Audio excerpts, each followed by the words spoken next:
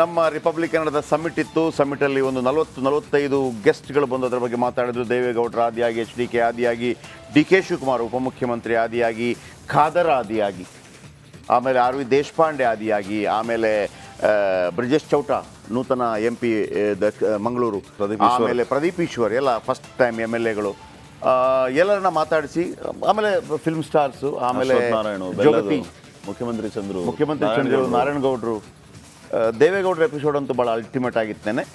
How ಇದಾದ ನಂತರ ನಾವು 2ನೇ ವರ್ಷಕ್ಕೆ ಕಾಲಿಡ್ತಾ ಇದ್ದೀವಿ. ಇವತ್ತು ಭಾಳ ಮುಖ್ಯವಾಗಿ ಮುನಿರತ್ನ ಅವರ ಮನೆ ಮೇಲೆ ಈಗ ಈ ಕ್ಷಣಕ್ಕೆ ಒಂದು SIT ದಾಳಿಯಾಗಿದೆ. ನಂಬರ್ 1 SIT ದಾಳಿಯಾಗಿದೆ. ಇದಾದ ನಂತರ ಮೂಡಾ ಹಗರಣದಲ್ಲಿ CM ಅವರು ಅರೆಸ್ಟ್ ಆಗ್ತಾರಾ ಆಗೋದಿಲ್ಲೋ? CM ಅಂತೂ ಅವರ ತವರೂರಲ್ಲೇ ಇದ್ದಾರೆ, ಮೈಸೂರಲ್ಲೇ ಇದ್ದಾರೆ. ಅರೆಸ್ಟ್ ಮಾಡೋದಿದ್ರೆ ಭಾಳ ಈಸಿ ಇದೆ, ಬಟ್ ಅರೆಸ್ಟ್ ಮಾಡೋದಷ್ಟು ಈಸಿ ಅಲ್ಲ. ಇದರ ನಡುವೆ PN ದೇಸಾಯಿ ಅಂತ ಒಬ್ರು ಇದ್ದಾರೆ, ಗೊತ್ತಾ? ಯಾರೇಳಿ? ಈ ಆಯೋಗದ್ದು. ಇವೆಲ್ಲದರ ನಡುವೆ ಗವರ್ಮೆಂಟು ಈ ಮೂಡಾ ಹಗರಣದ ಬಗ್ಗೆ ಒಂದು ಆಯೋಗಕ್ಕೆ ವಹಿಸಿಕೊಟ್ಟಿತ್ತು, PN ದೇಸಾಯಿ ಆಯೋಗ.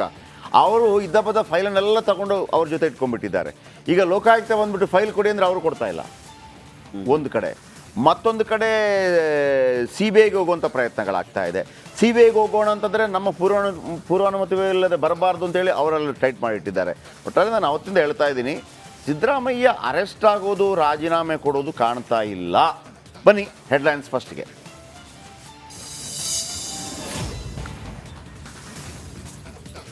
ಸಿದ್ದರಾಮಯ್ಯಗೆ ಮೂಡಾ ತನಿಖೆ ತಲೆಬಿಸಿ, ಲೋಕಾಯುಕ್ತದಿಂದ CBIಗೆ ಹೋಗುತ್ತಾ ಸೈಟ್ ಕೇಸ್. ಕೇಂದ್ರ ತನಿಖಾ ಸಂಸ್ಥೆ ಕದ ಬಡಿಯಲು ಸ್ನೇಹಮಯಿ ತಯಾರಿ. ಒಂದು ಹಗರಣದ ಬಗ್ಗೆ ಎರಡೆರಡು ತನಿಖೆ. ಲೋಕಾಯುಕ್ತ ಮತ್ತು PN ದೇಸಾಯಿ ಆಯೋಗದ ನಡುವೆ ಫೈಲ್ ಫೈಟ್. ದಾಖಲೆಗಾಗಿ ಕಿತ್ತಾಟ ಶುರುವಾಯ್ತಾ? ಕುಮಾರಸ್ವಾಮಿ ವಿರುದ್ಧ ಸರ್ಕಾರದ ಲೋಕಾಸ್ತ್ರ. ಇಂದು ದಳಪತಿ ಮಹತ್ವದ ಸುದ್ದಿಗೋಷ್ಠಿ. CM ವಿರುದ್ಧ ಕೆಂಡ ಕಾರ್ತಾರ ಕೇಂದ್ರ ಸಚಿವ. ಬೇಲ್ಗಾಗಿ ಕಾಯ್ತಾ ಇದ್ದ ದರ್ಶನ್ಗೆ ಮತ್ತೆ ನಿರಾಸೆ. ಡಿ ಗ್ಯಾಂಗ್ ಮೇಲೆ ಆರೋಪ ಹೊರಿಸಿ ಸೇಫ್ ಆಗ್ತಾ ಇದ್ದಾರ ಪವಿತ್ರ ಗೌಡ ವಕೀಲರು. ಲಿಪ್ಸ್ಟಿಕ್ ರಾಣಿಯದ್ದು ತಪ್ಪೇ ಇಲ್ಲ ಅಂತ ವಕೀಲರ ವಾದ.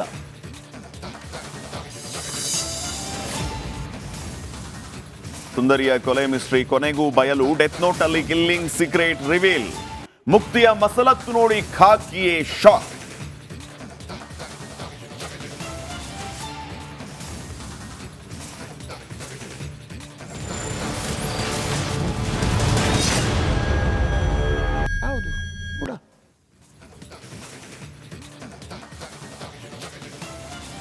ಓಕೆ, ಬನ್ನಿ. ಬಹಳ ಮುಖ್ಯವಾಗಿ ಮುಡಾದೆಲ್ಲ ಪಕ್ಕಕ್ಕಿಡೋಣ. ಮೊದಲಿಗೆ ಇದೀಗ SIT ಒಂದು ದಾಳಿ ಮಾಡಿದೆ ಮುನಿರತ್ನ ಅವರ ಮನೆಗೆ.